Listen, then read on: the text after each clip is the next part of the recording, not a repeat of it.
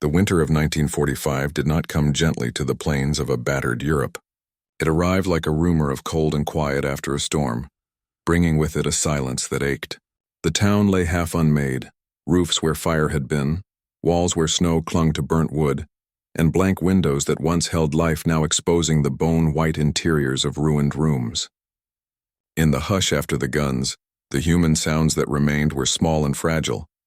Boots on frost-brittle steps, the low murmur of people exchanging news like contraband, children's thin coughs. There was a world trying to recompose itself from the fragments left by war. In that world moved Klara Becker, a young German woman who had learned to hold her breath the way other women learned to keep time. She had been a nurse through seasons of ration lines and blackout curtains, through nights when sirens replaced lullabies and the hospital's corridors smelled of liniment and fear. When the reports came that the front had shifted, that soldiers she had tended might not return, Klara kept working, because the work had become a ritual of control in a place roiled by every imaginable helplessness. But then, one winter morning, the routine broke. Allied troops, Americans, arrived in the town in a fog of diesel and practical cheer. Their boots stamped patterns into the snow like foreign footprints that would not erase. They carried warmth in jackets cut from different cloth. They spoke in a tongue that sounded like music to some ears and like consequence to others. She found herself walking over, despite the pragmatic voice in her head that catalogued risk and the rules of wartime propriety.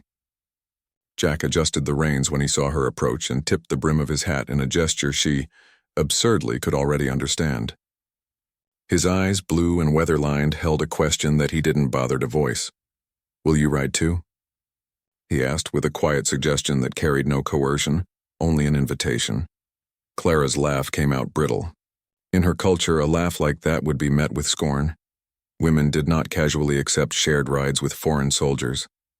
Yet the day was so heavy with need and the sky so flat with an indifferent light that her laugh felt like a breakable thing worth risking. "I do not know how to ride," she admitted. "I'll teach you," he replied, as if the offer were an ordinary courtesy, like offering bread to someone hungry. And so she sat upon the mare whose flank trembled in the cold, and Jack's hands were the tutor of her balance. At first she clutched the saddle horn as if it were the last truth she would ever hold. The horse moved under her with patient understanding, 2 steps, then 4, a rhythm learned in every country that knows hunger and hope.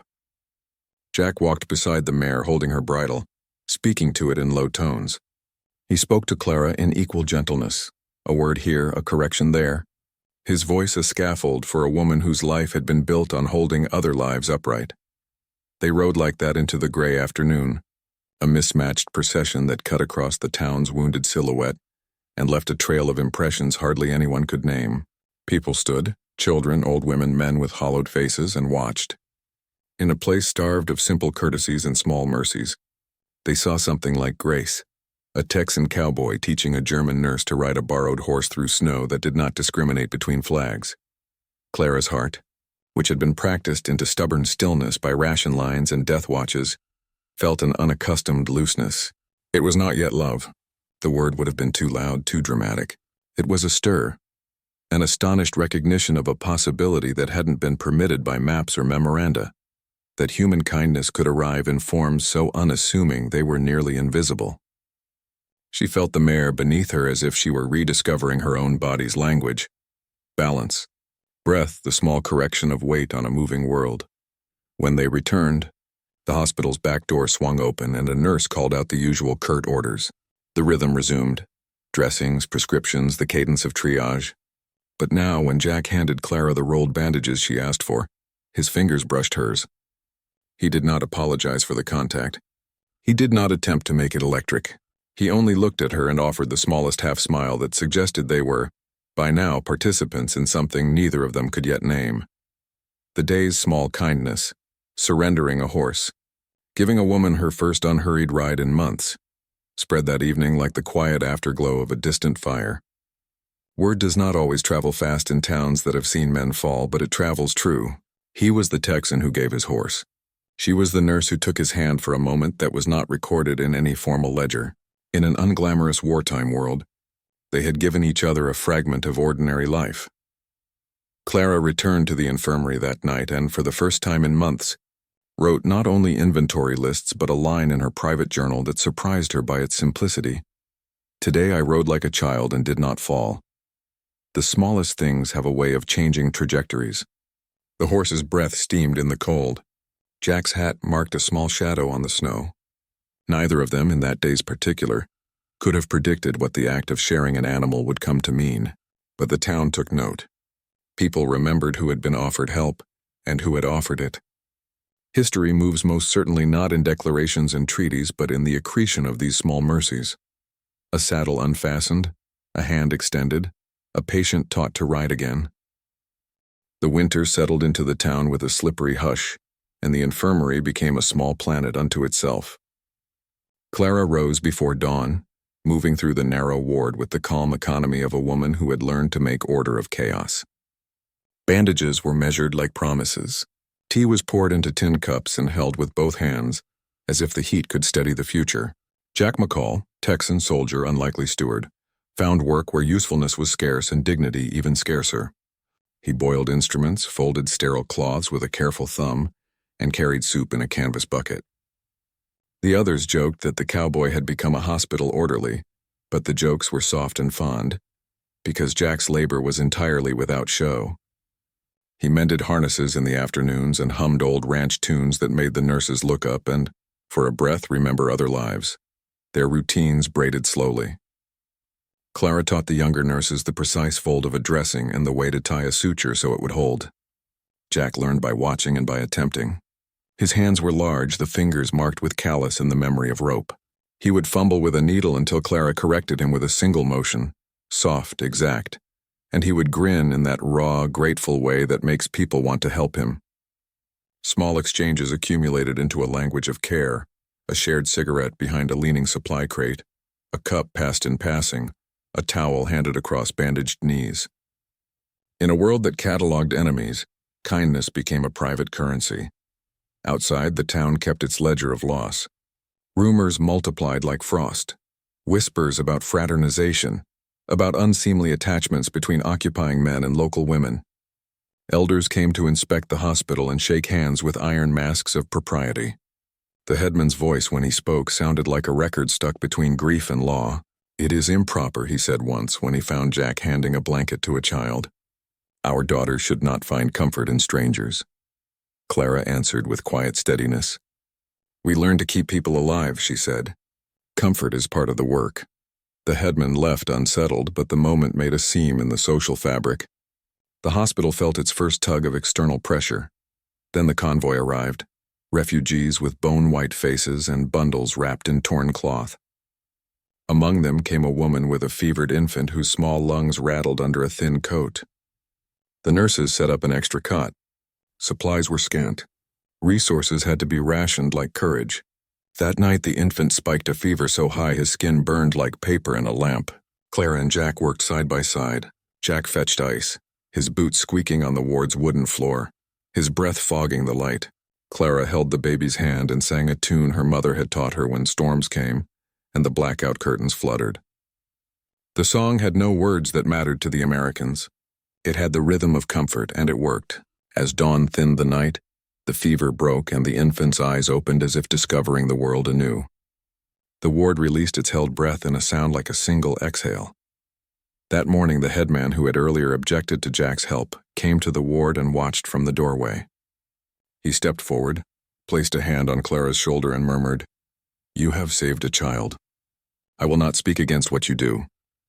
The brief blessing felt like the first thaw of winter. Days passed under a shifting sky. The officer who distrusted the local population issued an order forbidding fraternization, and the hospital bristled under the constraint. Jack moved with smaller gestures. Klara watched him reel in the easy kindness that had become their quiet ritual. Still, they found ways to meet small needs. A private ride at dawn, a cup left on a windowsill, a found pencil tucked into a seam. Their tenderness was folded into a dozen small acts that together made a new kind of map, one not written in borders but in repeated returns. Teaching became a path forward. Klara ran small classes by the sink, how to clean a wound, how to pour antiseptic without waste, how to keep a patient warm when the night folded cold around a cot. Jack took part, carrying water and laughing softly when he mispronounced a German word. The younger nurses listened. Spring arrived quietly, not with fanfare but with a thaw that slid into people's bones. The snow loosened its grip on the alleyways, and the first shoots of green pushed through frozen earth like secret promises. At the infirmary, the mornings lengthened by stages. More daylight in the sink, more warmth to dry linen, an easing of the urgency that defined the winter months. Klara noticed it in small shifts, patients sitting up to eat, a laugh shared between orderlies, the steady clink of cups that no longer trembled from fear. The work remained relentless, but the rhythm shifted from crisis to repair. A different kind of endurance. Jack returned from supply runs with stories of townspeople settling back to markets and of children chasing a makeshift ball down a dusty lane. He spoke with a softness that suggested he was cataloging hope, the way he once cataloged feed and tack.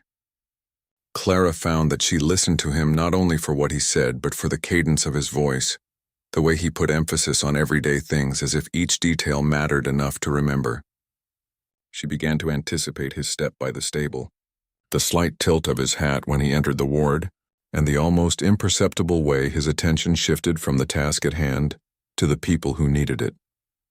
The hospital's classes grew popular.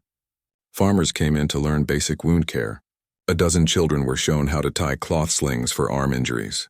Some of the older men, skeptical at first, learned how to sterilize instruments using improvised methods. Klara led with quiet authority, and Jack assisted by demonstrating strength without swagger. When she showed a team how to position a fracture for better healing, he would mimic her motions with exaggerated care, making the trainees laugh and easing the latent fear in their faces. Humor became a salve as effective as any ointment. Outside tensions persisted. A faction of townsmen argued that the occupying presence was temporary at best, and that any familiarity would threaten the community's future. They held meetings behind closed doors and spoke of honor in tones that made the younger men stiffen. One day, a group of men confronted the hospital staff, complaining about ration distribution and accusing the Americans of favoritism. The gathering could have grown ugly, but Jack stepped forward and spoke directly to the crowd. He did not shout. Instead, he offered to help organize fair distribution and to train local volunteers in record-keeping. His offer was practical and specific. It shifted the argument from accusation to work, and slowly, grudging hands reached out to help. Klara watched him, impressed by his steady pragmatism. She saw the way he negotiated tense conversations into plans, how he turned blame into tasks that could be measured and completed. There was something about that approach she admired deeply. It looked less like leadership and more like service. She began to see how his Texan upbringing, where hard labor was both requirement and character, shaped his responses. He did not lecture, he repaired. As spring progressed, the infirmary added a small maternity ward. Women from neighboring villages gave birth under the hospital's modest roof, and while the ward was not luxurious, it was clean and filled with skilled hands. Klara found herself assisting births and marveling at the quiet miracle of new life amid the debris of recent years. Baby's learning breath felt like a counterweight to the funerals that had once dominated the town's calendar. On one bright morning, as sun threaded through a curtained window, Klara held a newborn and felt an unnameable surge of tenderness that wrapped into her chest like a warm cloth. Jack, who had never married and spoke rarely of his history, used to stand in the doorway and watch the rhythm of births with a reverence that surprised Klara. Once he told her about a sister back home who had once tended to a colt in a storm. He said in a voice that held no boast and no shame, "We learn to keep things living no matter what." Klara pressed her forehead to the sleeping infant's downy crown and understood the breadth of his meaning. Their conversations deepened beyond the practical. In the quiet hours between rounds, they spoke of strange, private things, the particular smell of the Texan plains, the songs a mother hums as she stitches nightclothes, the detail of a town square illuminated by lanterns. Klara discovered that Jack remembered names of places the way others remembered dates. He collected the small, durable images that steadied him. The river by his uncle's ranch, a horse's steady breath, the way dawn looks in a window of a farmhouse. For his part, Jack listened. Summer came suddenly that year, not with celebration but with color. The hillsides that had once been gray with snow and ash now shimmered with wildflowers that nobody had planted. It was as if the earth, tired of silence, had decided to heal itself without permission. The smell of grass replaced the sting of smoke. At the infirmary, windows stayed open longer, and the air carried the sound of children laughing somewhere near the river. Klara had not realized how empty the hospital felt without Jack until she caught herself looking toward the gate each afternoon. He had been gone for 2 months. Letters were rare, but one arrived in late June, a single folded sheet of army stationery, its corners smudged with dust. Miss Klara, the road is long, and the sky bigger than I remember.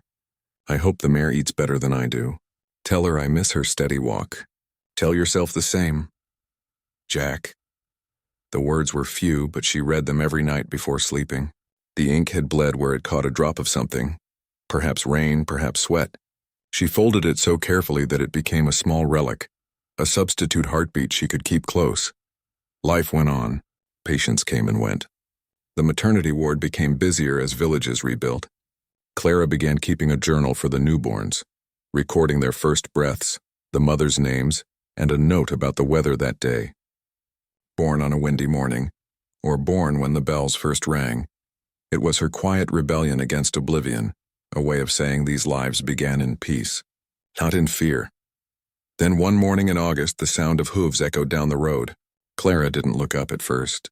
The nurses had grown used to supply wagons, but this rhythm was different, slower, more familiar. When she stepped outside, shielding her eyes from the sun, she saw him. Jack rode toward the gate, thinner, tanned darker, the mare's mane longer than before. Dust clung to his boots. The soldiers at the checkpoint waved him through with easy smiles. The town knew him now, and the suspicion that had once shadowed him had softened into respect.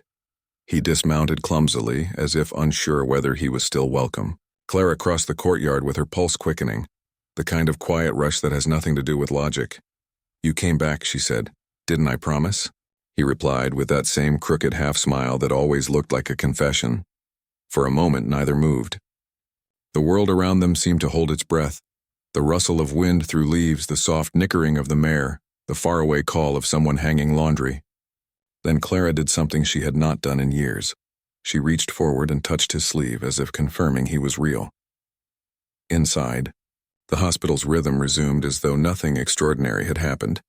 But small things changed. The air felt lighter. The nurses smiled more easily. Even the patients noticed. "Our American has returned," they whispered. And the phrase carried a warmth that embarrassed Jack and delighted Klara in equal measure. That evening, when the day's work was done, he found her in the stable brushing the mare. "She still remembers you," she said, running her hand along the horse's neck. Jack leaned against the stall door. "I remember her too," he said softly. "And the nurse who borrowed her." Klara laughed, a sound rare and musical in that quiet barn. "Borrowed? I believe you offered." He tipped his hat. "Maybe I did, but you're the one who made it mean something." Silence stretched between them, comfortable and fragile. The mare shifted, snorted softly, and lowered her head.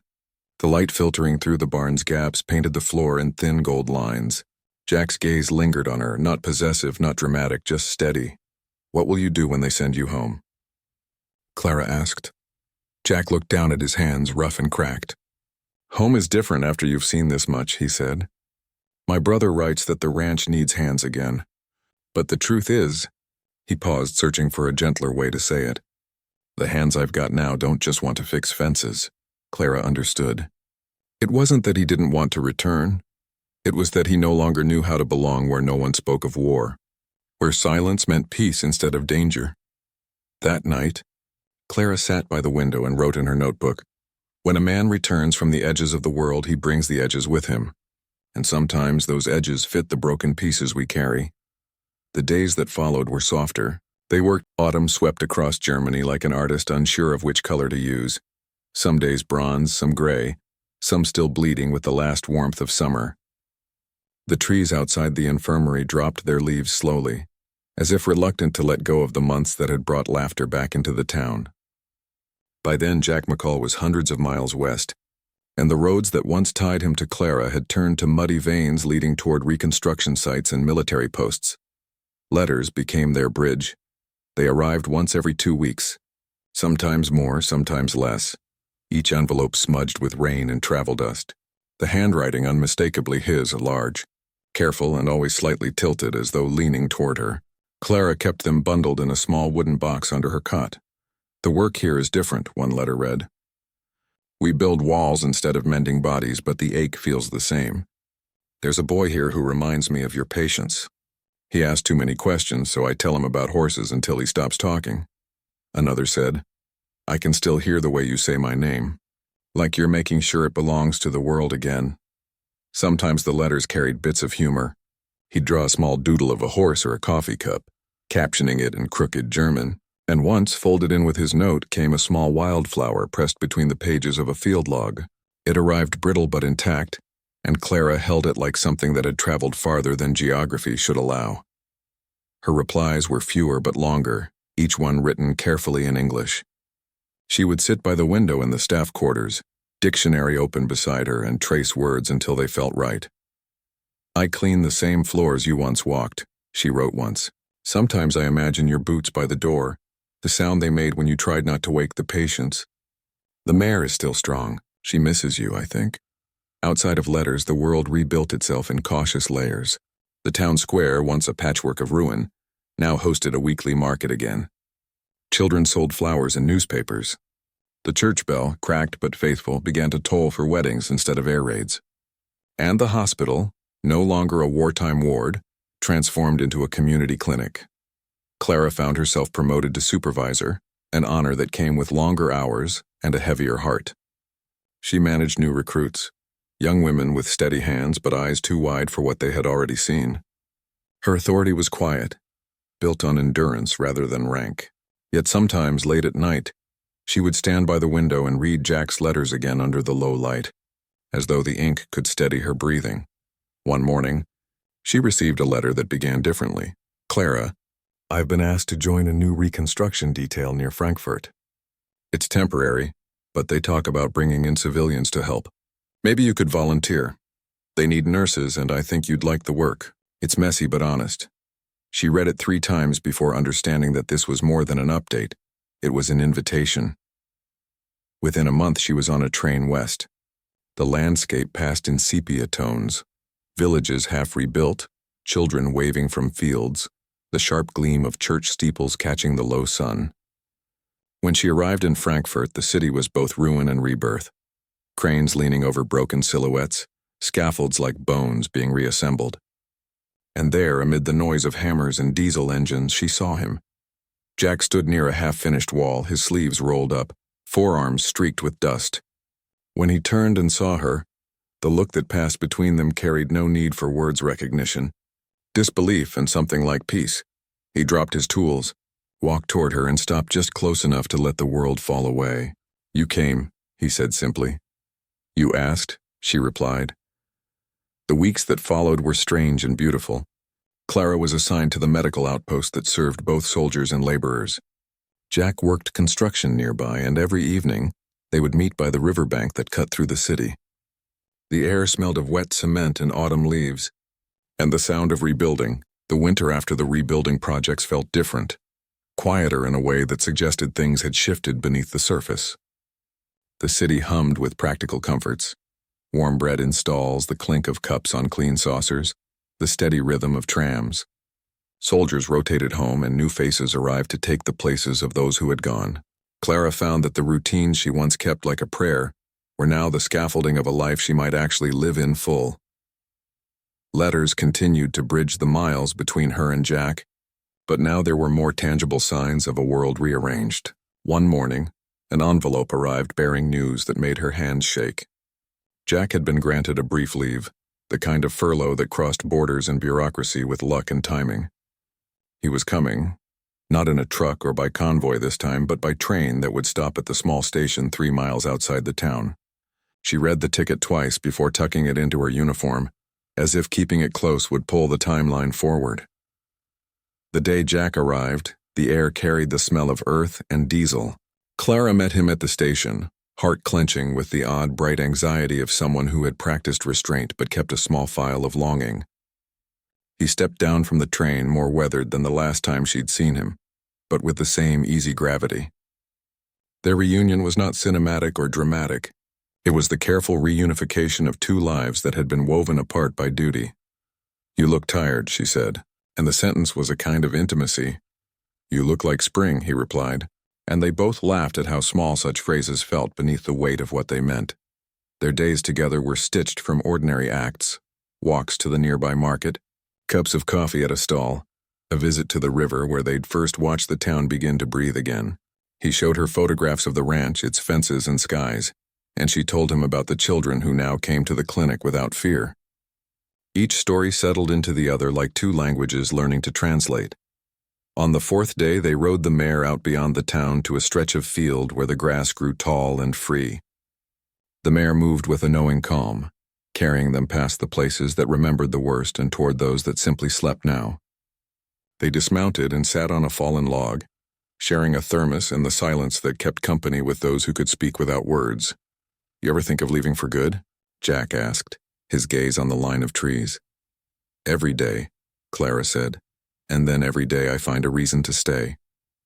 She touched his hand lightly. "This place needs stitches yet. The people need what we can give." The conviction in her voice was steady, earnest. It was sown from months of work and nights spent tallying names. Jack bent his head. "If I asked you to go with me, would you?" Klara considered the curve of the horizon. To pick up and move across an ocean required more than courage. It required an internal migration of belonging. "It would be easy to say yes when the longing is loud," she said. "But there are obligations here. My hands are full of people who have nowhere else. I owe them steadiness." He listened without reproach. "Then come with me when the time is right," he said. "Not because I insist, but because if you ever wanted to go, I'd want you beside me." They spoke less about the practicalities of passports and papers than about the small terms that would bind them daily. Who would mend the saddle? Who would wake at dawn to feed the mare? How they would care for a partner whose nights were haunted by images no one could quite describe. Plans like these were tender germs needing careful tending if they were to flourish. The leave ended too soon. Jack returned to his unit with the same quiet promise they had shared on the gate: to write, to return, to make sense of the space between them. His departure felt less like a cliff and more like a pause. It left Klara with a steady ache that she wrapped in work. Months passed. Reconstruction reached the town in earnest. A new schoolhouse rose where rubble had been, and the market square thrummed with trade. The hospital became a model for other clinics, and nurses who learned under Klara's careful eye carried her techniques into the next town over. Her name became less a whispered thing and more a practical reference. "Ask Klara for stitches. She'll show you." In that recognition, she found a different kind of satisfaction, one that steadied a future she had once been too afraid to imagine. Then came a telegram that shifted the axis of their lives. Jack's unit was slated for demobilization and returned to the United States. The news arrived stiffly, a printed notice that spoke of dates, transportation, and the end of service. For months they had rehearsed this possibility with a mixture of equal parts dread and relief. Now the reality pulsed before them. Decisions to be made, futures to be negotiated. They wrote faster, their letters swelling with details that once would have stayed private. The small fears, the habits they wanted to keep, the children they would hope to meet. Jack planted the idea of a return trip, an agreement to try, to meet again in the summer months when borders felt kinder and papers less metallic. Klara, cautious but optimistic, agreed. Their last month together in that season was a mosaic of ordinary textures: fixing the mare's bridle, teaching a class on neonatal care, sharing evenings over tea and improvised song. The community that had once feared fraternization now accepted the pair as part of its repaired fabric. Children waved as Jack led the mare down the lane. An elder offered them a loaf of bread and blessing. Even the headman, who once inspected the infirmary with suspicion, nodded from a distance with a quiet, approving glance. On the night before Jack's final departure, they walked the road outside town beneath a sky thick with stars. The air tasted of harvest and the hush that comes when the world pauses before change. They stopped at the fence that looked out over fields that would one day be planted again. "Promise me one thing," Jack said. "What?" "That you'll keep a place for me in your life, even if it's only a small corner. A manger, a stable, a cup by the window." He smiled then, the kind that admits the vulnerability of asking for something so simple yet profound. Klara took his hand, the same small gesture that had anchored them months ago when a baby's fever broke. "I promise," she said. "And you promise to come back to that corner when you can." They sealed the promise not with grand vows but with a simple touch, a palm pressed to palm, the sort of ordinary covenant that shapes the everyday. It was enough. When Jack left, Klara watched until his form was no more than a dot on the horizon. Yet she did not feel abandoned. She felt selected, as if life had chosen her for a role that would stretch across oceans and years. That night she wrote, her hand steady, "Distance is a test of small mercies. If we keep answering, we build something strong enough to cross any sea." Their future felt uncertain and half-formed, but it was real. The mare grazed under the moon while Klara folded the last of the bandages and read Jack's letters one more time. There, in ink and memory, she carried the map of their slow, stubborn love. The spring of 1948 came with promises written in thawing fields and long-awaited letters. For Klara, each sunrise began the same way, with the creak of the window hinge, the smell of wet earth, and the hope that a train from the west might bring a letter from across an ocean. By then, Jack had returned home to Texas, to the dry plains that stretched wide and unforgiving beneath a sky she could only imagine. His letters arrived slowly now, worn thin by distance, but they carried the same careful warmth that once passed between them through a look, a shared silence, or the brushing of hands over gauze. "The ranch looks smaller," he wrote. "Maybe it's me that's bigger. Maybe it's the memory of you that makes everything else feel small." Klara smiled when she read that line, tracing it as though her fingertips could reach through the paper and touch him. She wrote back at the edge of the lamplight, her English smoother now, her tone gentler and more certain. "I still have the horse," she replied. "She walks slower without you, but she looks proud. Maybe she remembers your voice. I speak to her sometimes. I think she listens." Weeks passed, then months. Each letter became a bridge they built across continents, one word at a time. When the hospital's work slowed, Klara found herself reading to children in the market square, stories about faraway lands, many of which she had learned from Jack's tales of the American plains. She described cowboys who fixed fences beneath red skies, rivers that gleamed like molten gold, and the kind of freedom that came not from power, but from peace. The children would listen wide-eyed, and somewhere between the stories and her laughter, she began to feel less like a survivor and more like a teacher again. But rebuilding was a long road. The American forces were leaving one by one, replaced by administrators and local committees. The clinic's supplies grew sparse and new doctors came with bureaucratic orders instead of empathy. Some of the warmth that Jack had brought to the place seemed to fade with him. One evening, as Klara walked home along the gravel road, she stopped by the field where the mare grazed. The air smelled of rain and wheat. In the distance, the church bell tolled, slow, familiar grounding.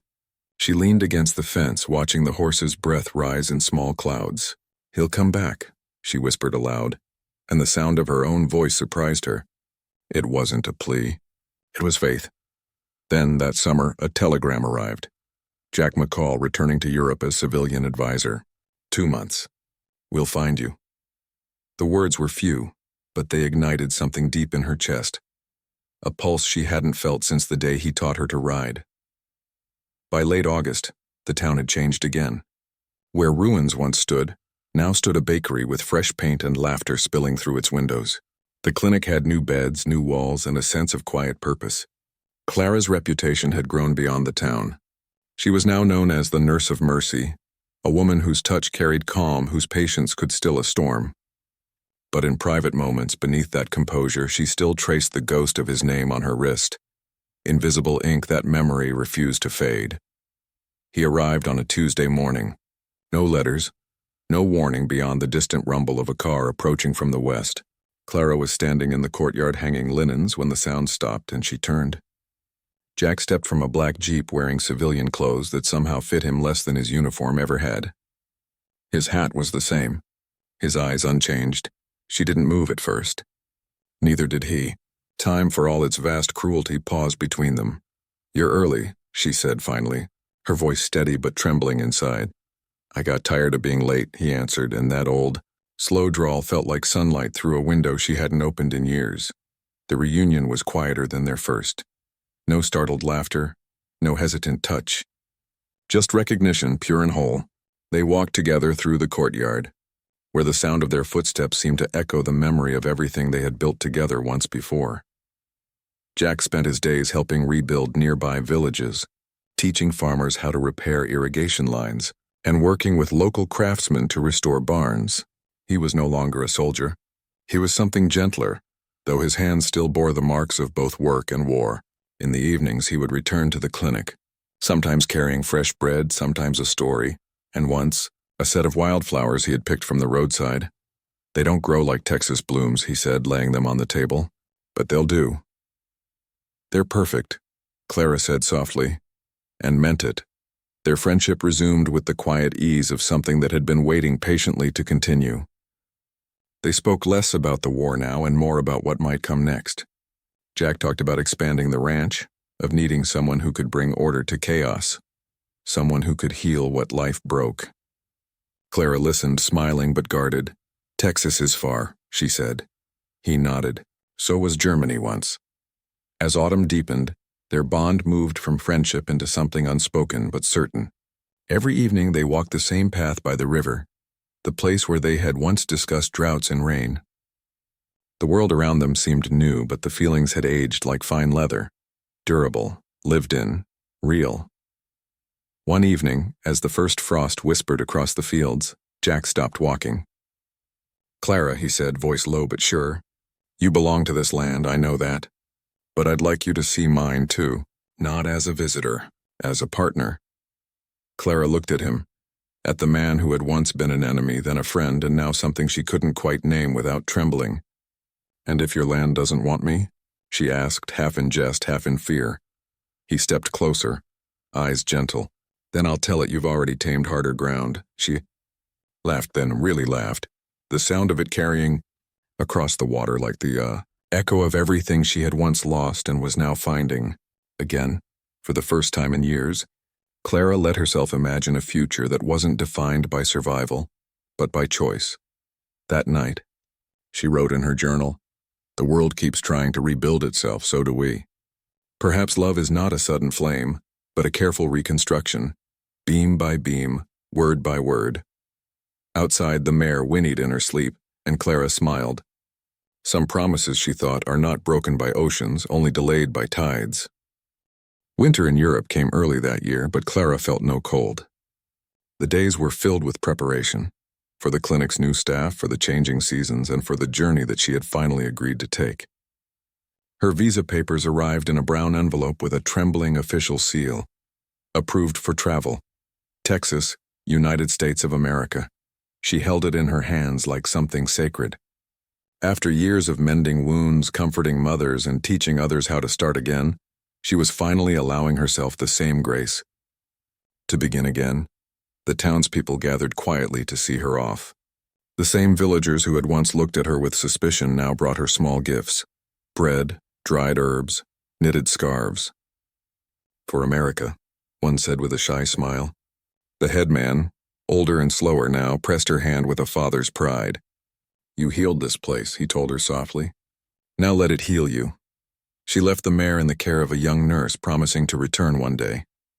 But as the train carried her toward the port, Klara realized that return was no longer the goal. Forward the Atlantic crossing was long and gray, a voyage of silence punctuated by gull cries and the rhythm of the sea slapping steel.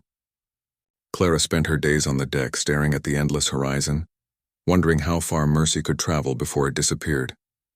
She reread Jack's last letter, the one sent after he returned home. "You'll know my place when you see it. It's not much. A small ranch, a stubborn horse, a lot of sky. But there's a gate that squeaks when you open it. I'll oil it when you come, I promise." When the ship finally docked in New York, the skyline glittered like a future too bright to look at directly. Everything smelled of iron, smoke, and opportunity. From there, she boarded another train, this time westward toward Texas. The landscapes changed like pages in a storybook, forests fading to plains, hills dissolving into horizons that refused to end. She had never seen so much sky. By the third evening, the train slowed before a small station in Amarillo. The air that met her was different, dry, fragrant with hay and wind. Standing on the platform, hat in hand, was Jack. He hadn't written that he would meet her. He hadn't needed to. He looked older, a little grayer at the temples, a little more grounded, but the warmth in his eyes was exactly as she remembered. For a moment, neither moved. Then Jack tipped his hat, grinning softly. "You're a long way from Germany." "Miss Becker." "And you're still bad at saying hello," she replied. Her accent soft but sure. He laughed then, a real laugh, full-bodied and unguarded, and the sound filled the dusty air like music. The ranch was exactly as he had described it, modest, sprawling, alive. A windmill creaked in the distance. Cows grazed near a fence, and a mare with a white star on her forehead lifted her head at their approach. Klara stopped short. "She looks like—" Jack nodded. "She's her daughter." "I figured if you were coming all this way, you'd need a familiar face." Klara reached out, letting the animal nuzzle her palm. "You always keep your promises," she said. "Only the important ones." Over the next weeks, Klara learned to live on Texan soil. She woke with the sun, helped in the kitchen, learned how to mend saddles, and even tried her hand at milking. The air was warm and dry, and though she missed the hum of the clinic and the sharp smell of antiseptic, she found comfort in the steady rhythm of the ranch, a rhythm that matched her own heartbeat now. Jack gave her space at first, understanding that adjustment was another kind of healing, but they fell into old patterns easily, working side by side, teasing gently, sharing meals under the open sky. In the evenings, he'd sit on the porch playing a slow tune on his harmonica, and Klara would listen, head resting against the doorframe. "This sound," she said one night, "and it's like the wind back home," Jack chuckled. "Then I reckon the world's smaller than we thought." In late spring, they hosted their first gathering, neighbors, ranch hands, townsfolk curious about the quiet German woman who had followed a cowboy halfway across the world. Klara cooked bread the way her mother had taught her, and Jack grilled steaks over a crackling fire. When the meal was done, someone started a dance, and the yard filled with laughter and boot heels thudding the dust. Jack extended his hand. "Do you dance, Miss Becker?" "Not since before the war," she said. "Then it's about time." He guided her into the rhythm, slow and deliberate. Her steps were uncertain at first, but his steady hand found hers, and the old hesitations melted away. They moved together under the stars. No orchestra, no stage, just the creak of the porch boards and the chirping of night insects. For a brief, suspended moment, everything that had ever hurt felt far behind them. When the song ended, Jack didn't let go. He looked down at her, his eyes catching the lantern light. "I built this place to last," he said quietly. "I'd like you to help me keep it standing." Klara smiled, tears brightening her gaze. "You don't need my help, Jack McCall." He shook his head. "Maybe not. But I sure want it." They were married the following summer in a small chapel on the edge of town. No uniforms, no medals, just a handful of neighbors. Wildflowers in mason jars and sunlight slanting through open doors. When the vows were spoken, Jack placed a simple silver ring on her finger and whispered, "For every mile between us, I'd do it all again."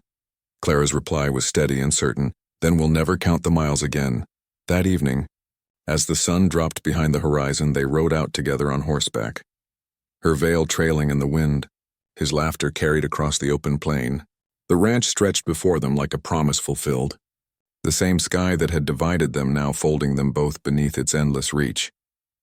That night, Klara wrote her final line in the old leather notebook she had carried since the war. "Once a cowboy gave me his horse. I thought it was kindness. I did not know it was the beginning of a life." The years that followed passed like long afternoons beneath a warm sky, slow, full, and gentle. Texas had its own rhythm, its own language of wind and earth, and Klara learned it the way one learns to breathe after holding their breath too long. The ranch grew in quiet increments. A new fence here, a rebuilt barn there, a few calves added to the herd each spring. The seasons spun in wide, calm circles, and for the first time in her life she did not count time by loss but by harvest. The mornings always began the same way. The sound of Jack's boots on the porch, the smell of coffee drifting through the screen door, the distant snort of horses waiting for attention. Klara would rise before sunrise, tie her hair, and step into the golden half-light where the land still whispered its promises. They worked side by side, him with the soil, her with the garden, both moving with the unspoken understanding that peace, like love, needed tending. Sometimes, when the Texas wind grew soft enough, she would close her eyes and hear echoes of another life. The hum of generators in the old hospital, the clicking of typewriters, the murmur of patients breathing through fevered nights. But those memories no longer cut. They had become part of her, scars that had turned to strength. Jack used to say that the past was like a saddle. You can't ride without it, but you don't stare at it while you're moving forward. Klara smiled every time he said that, because he never realized how perfectly he carried his own advice. Years later, when the ranch's first harvest under their joint care filled the storage shed to the brim, they invited the town to celebrate. There was food, laughter, and a small wooden sign that Jack carved himself and nailed above the gate. It read McCall and Becker Ranch, built on hard ground and gentle hands. Klara laughed when she saw it. Gentle hands? She teased. Yours are as rough as the fences, Jack grinned. Maybe. But you softened them. That night, as the guests departed, she stood at the fence watching the horizon blush with the last streaks of dusk. Jack came up behind her, wrapping his arms around her shoulders. You still miss it sometimes, don't you? The old world. Klara shook her head. No, I carry it. That's different, he kissed her hair. Guess that's what love is, and carrying what can't be left behind. The next years were generous. The ranch prospered. They built an extra barn, a small schoolhouse nearby, and opened their home to workers from the neighboring towns, veterans, widows, orphans, anyone who needed a start. You can't heal a world by talking about it, Klara often said. You heal it by putting someone to work, giving them a bed and a reason to wake up. Jack called her the heart of the ranch. She called him the backbone. Together they became a story people told around dinner tables, the German nurse and the Texas cowboy who built something out of mercy and dust. They never had children of their own, but their home was rarely empty. Young people came to learn, to stay, to rebuild their own broken starts. Many left and wrote back years later, letters full of thanks and memories of Klara's quiet lessons. You taught me how to listen, one wrote, not to people but to what they need. One summer evening, decades later, Jack sat on the porch, older but not diminished. The sun burned low and wide, turning everything gold. Klara sat beside him, her hands folded over a book she wasn't reading. The silence between them had long since become their favorite conversation. I was thinking, Jack began, voice raspy but still warm, how strange it is in all the roads that led us here. Klara smiled, her eyes still on the horizon. Not strange, she said softly. Necessary. He nodded, content with that truth. After a long pause, he added, You ever wonder if the world would have been different if we hadn't met? She turned to him, her gaze steady. No, she said. Because I think it was the world that wanted us to. Jack chuckled. You sound like a preacher. I sound like someone who's lived long enough to know the difference between chance and grace, she replied. He reached for her hand then, rough fingers brushing against the delicate strength that had once stitched wounds in a war-torn hospital. Klara Becker McCall, he said, smiling. I reckon I was the luckiest prisoner who ever lived. She laughed quietly. Prisoner? Sure, he said. Of your kindness. Her reply was a whisper. Then I'll never let you escape. Jack passed one winter morning a few years later, peacefully, sitting in the same chair on the porch where he'd told her stories about dust and wind and redemption. The ranch hands found him there, hat resting on his knee, coffee cup beside him. Klara did not cry that day. She walked to him, laid her hand over his, and said simply, You kept every promise. The funeral was small, just as he'd wanted. No speeches, no uniforms, only the sound of horses in the distance and the soft hymn of wind through the prairie grass. She buried him under the old pecan tree by the fence, the one that looked out toward the horizon they had both once dreamed of crossing. After that, Klara continued to run the ranch, her movements slower but steady. Every morning she still brewed 2 cups of coffee, one for her, one for the empty chair beside her. Habit, she'd tell visitors, but they knew better. When she grew too old to ride, she asked a young ranch hand to take her to the fence by Jack's tree. It was spring again, the kind of morning when light seems to bend kindly for those who have earned it. The air smelled of rain and new grass. She sat in silence for a long while, then said aloud, "I'm still here." Jack, still keeping things mended. Later that evening, she returned to her desk, opened the same leather notebook she'd carried since the war, and wrote one final line. "Love is not the horse we are given, but the journey we choose to ride together." She closed the book, smiled faintly, and looked out over the wide, golden fields of Texas, the land that had once been a stranger and was now her home. Somewhere a horse neighed in the distance, and she imagined Jack's voice carried on the wind, soft and sure. "You ride just fine, Miss Becker. You always did." And in that soft echo, half memory, half miracle, their story finally rested. The wind still moves gently through the grasslands of West Texas, carrying dust and whispers that belong to another time. The McCall and Becker ranch still stands, smaller now, weathered by years, but the sign above the gate hasn't changed. The wood is cracked, the paint faded, yet the words carved into it remain clear. Visitors say that on quiet mornings, they can still hear the faint creak of the porch swing and smell coffee drifting from an open door that no longer opens. Locals say the house hums with stories. Stories of a woman who came from a ruined continent and a cowboy who believed that kindness could outlast war. Their tale has no grand monuments, no medals, no statues. It lives instead in the way neighbors treat one another, in the hands that build fences together, in the idea that mercy can survive even after the world forgets what it looks like. Klara Becker McCall lived another decade after Jack's passing. She never remarried, never left the ranch. When asked once why she stayed, she smiled and said, "Because it's where the world began again, and perhaps that's the real legacy of their story, not the war, not the distance, not the improbable love, but the quiet truth that even in the aftermath of destruction, two people found a way to rebuild not just walls or homes, but faith."